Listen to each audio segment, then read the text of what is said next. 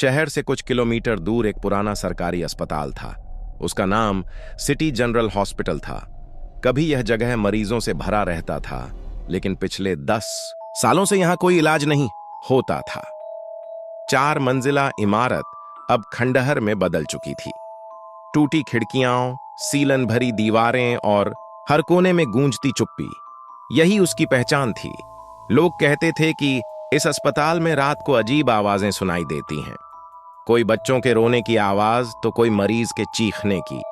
गांव के लोग मानते थे कि यह जगह श्रापित है, क्योंकि कई साल पहले यहां एक बड़ी आग लगी थी जिसमें डॉक्टर, नर्स और मरीजों की जान चली गई थी। उसके बाद से यह अस्पताल भूतिया अस्पताल कहलाने लगा। डार्क सोर दोस्तों की हिम्मत। अर्जुन, रोहित और सुमित 3 दोस्त थे। वे अक्सर डरावनी जगहों की कहानियां सुनते और मजाक उड़ाते। एक रात रोहित ने कहा, यार, लोग इस अस्पताल का नाम लेकर डरते हैं, चलो हम जाकर देखते हैं कि वहां सच में भूत है या बस अफवाह। सुमित पहले तो डर गया, लेकिन दोस्तों के जोर देने पर मान गया। अगली रात तीनों टॉर्च और मोबाइल लेकर अस्पताल पहुंचे। गेट टूटा हुआ था और जंग लगी। चेन हवा में खड़खड़ा रही थी। चारों ओर अंधेरा और चांदनी की हल्की रोशनी, जैसे ही वे अंदर गए। सीलन और सड़ांत की गंध से उनका दम घुटने लगा। टॉर्च की रोशनी दीवारों पर पड़ी तो पुराने पोस्टर और टूटी बेड्स दिखाई दिए। देखवा डरावनी परछाइयां। वे तीनों धीरे धीरे वार्ड की ओर बढ़े।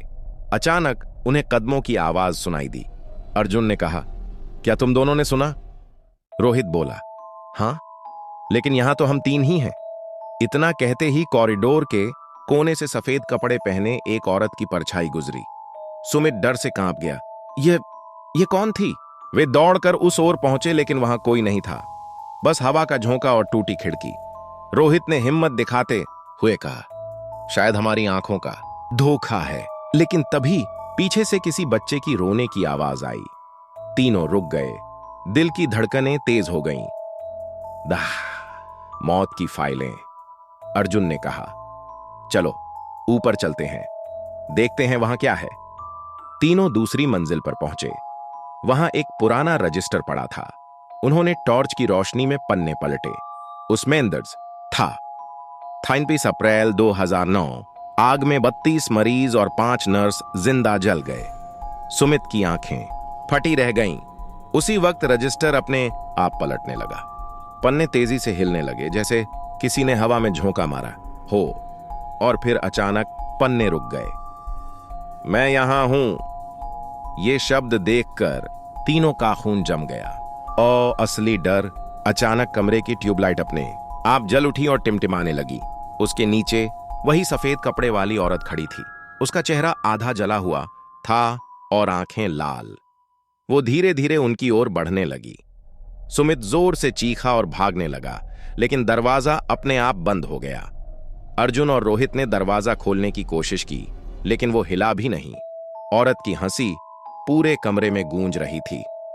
तुम लोगों ने मेरी शांति भंग की है, अब तुम यहां से कभी नहीं जाओगे।